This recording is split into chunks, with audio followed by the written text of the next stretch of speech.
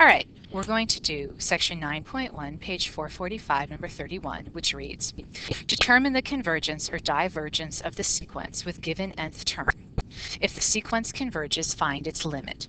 And for number 31, the nth term is equal to 3n plus 1 all over n.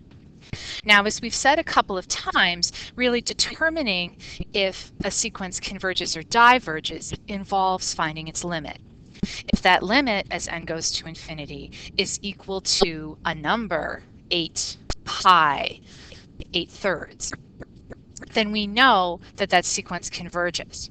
But if that limit is equal to infinity, or if it's undefined, then that sequence is going to diverge. So really, determining convergence or divergence is the same thing as finding that limit as n goes to infinity of an, and we're going to substitute in an here.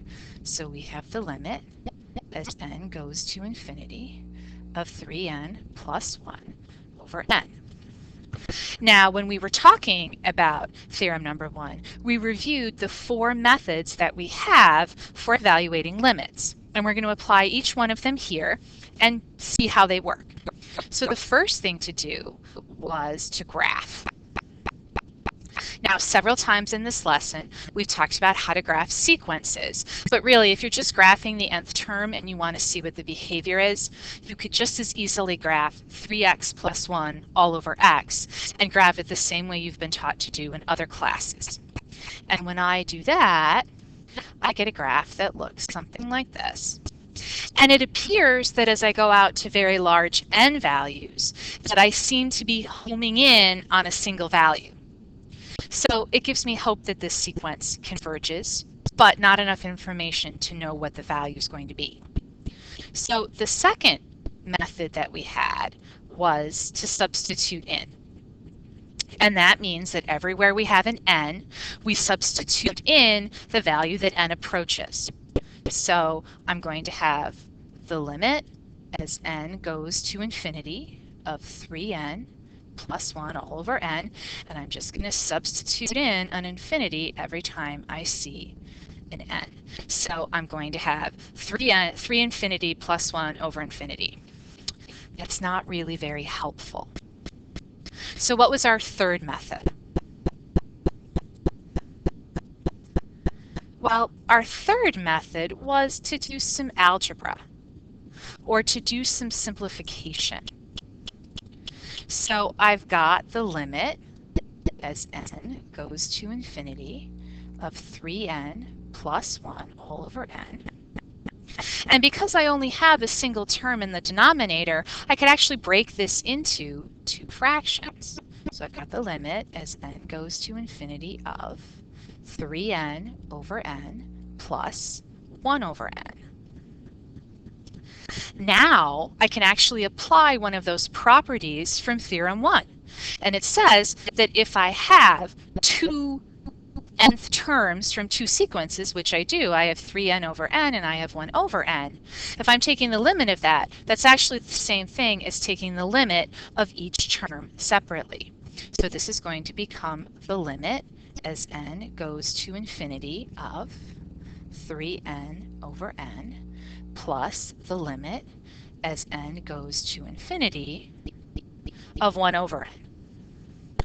And now I start through my list again. Can I do some algebra? Can I do some simplification? Well, yes, I can cancel those 2 n's. I've got 1 in the numerator and 1 in the denominator. And then actually I'm going to be able to substitute in as well. So I'm going to have the limit as n goes to infinity of 3 plus the limit as n goes to infinity of 1 over n. And now I'm going to substitute in again. So really, if I substitute in for infinity in this first term, there are no n's. So I'm just going to get a 3. And if I substitute in for infinity in this term, I get 1 over infinity. And what is 1 over infinity? Right, it's 0. So the limit of my sequence is going to be 3. Well, that tells me that because this is a finite number, my sequence converges. All the numbers start to be near 3 if we go out to large enough n's. Now, we did have a fourth method for trying to evaluate limits, and that was end behavior modeling. And end behavior modeling tells us that a polynomial acts like its term with the highest order exponent. So I can use that here, even though my polynomials are quite simple. So I've got 3n plus 1 over n. And if I'm going to apply end behavior modeling, I'm going to say that my polynomial 3n plus 1 is going to behave like 3n, because as I get to really, really, really large numbers of n, whether or not I add 1 to it isn't really going to change what's going on. And of course, I'm just going to leave the bottom alone. Now I can do some simplifying, and I'm left again with the limit as n goes to infinity of 3, and that's just going to be equal to 3. So there can be more than one way to get the right answer.